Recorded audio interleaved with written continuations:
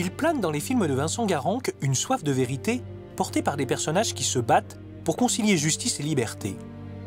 Après Présumé coupable et l'enquête, Vincent Garanque nous offre avec son nouveau film Au nom de ma fille, le dernier volet de son triptyque judiciaire, une histoire magnifiquement servie par des acteurs dont la responsabilité d'incarner une histoire vraie les illumine.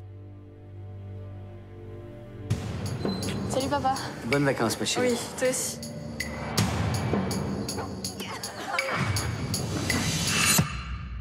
Mais qu'est-ce qui s'est passé?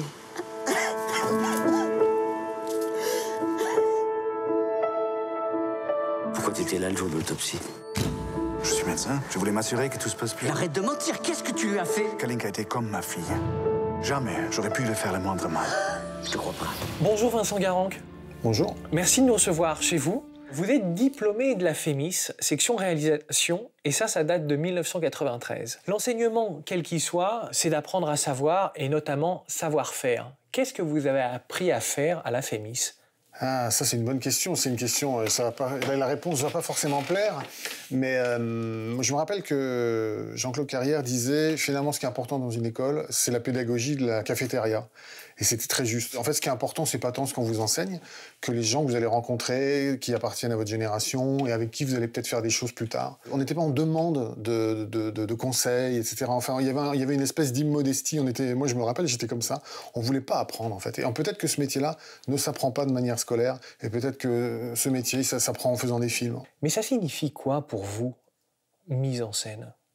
Mise en scène, c'est s'adapter aux acteurs. Je déteste le mot diriger, je dirige pas les acteurs. J'ai tendance à les filmer puis à aller à partir de ce qu'eux proposent. En fait, j'écris un scénario, donc j'estime que ce que moi j'attends du film, il est dans le scénario, et après j'ai pas envie de leur expliquer ce qu'ils doivent faire. Je leur dis, bah voilà, le scénario il est là, il y a un espèce d'accord tacite comme ça, maintenant toi, qu'est-ce que tu me proposes? Et je pars de là. Mettre en scène un acteur, c'est le découvrir, apprendre à le connaître. Voilà, on manœuvre. Il y a une part de manipulation un petit peu, mais c'est pas péjoratif. Bonjour, vous êtes Monsieur Kromback? Oui. Je suis maître Finkiel, huissier de justice, et je suis mandaté par Monsieur Bombierski pour procéder à un constat d'adultère. Je vais vous demander de me laisser entrer. Non. J'applique une décision de justice, monsieur. Ne me contraignez pas à appeler la police, pardon. Excusez-moi. Bonjour, vous êtes bien Madame Bombierski? Oui. Je suis désolé de cette incursion, mais je voudrais procéder à un constat d'adultère. Dans ce film, vous mettez en scène des personnages et des situations qui ont réellement existé. Est-ce que cela vous emprisonne dans un découpage préétabli? Non.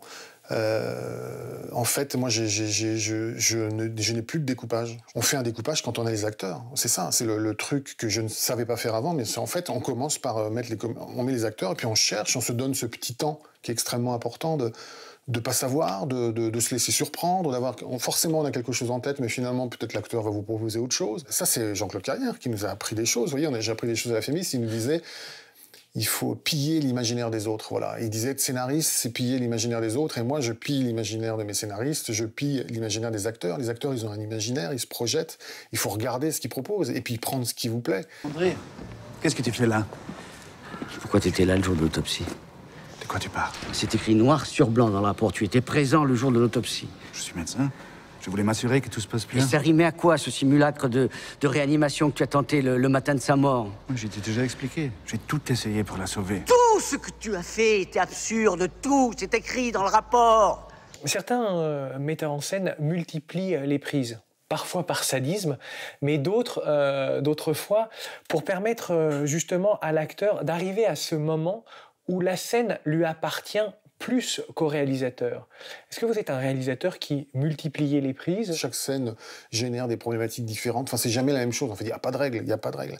Et par exemple, dans les scènes d'interrogatoire Au nom de ma fille, je fais exprès de multiplier les prises parce que j'essaie de saisir au montage le moment où ils oublient de jouer. C'est-à-dire ce moment pour où casser la technique. Pour casser ce que vous appeliez tout à l'heure les repères ou le savoir-faire. Le savoir-faire. Voilà, à un moment, je fais ça. Dans ce cas-là, je mets toujours 2 caméras et on envoie, mais alors 15, 20 prises. Après, on a une matière absolument foisonnante, mais on peut aller chercher le petit moment et c'est jamais dans la même prise.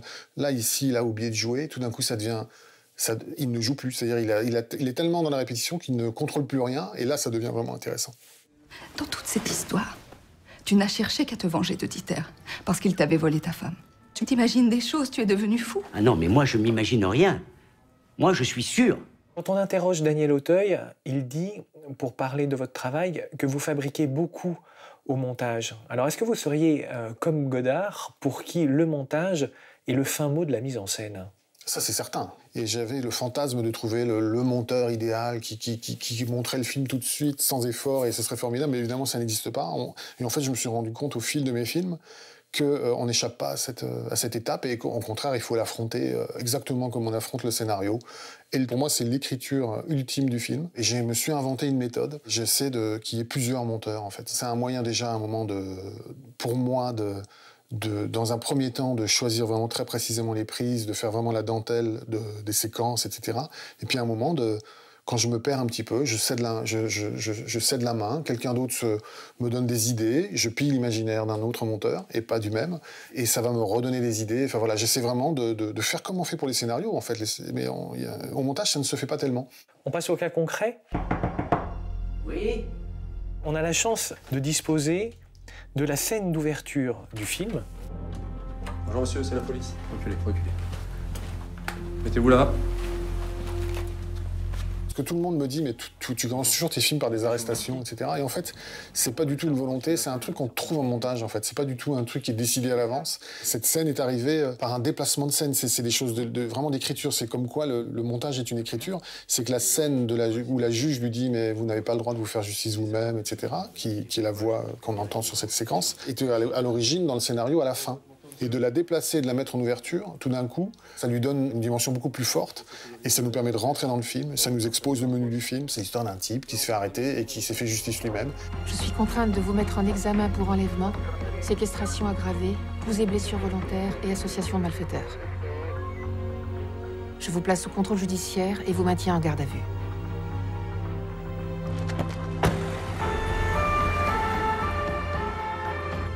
On ne se fait pas justice soi-même, monsieur Bomberski.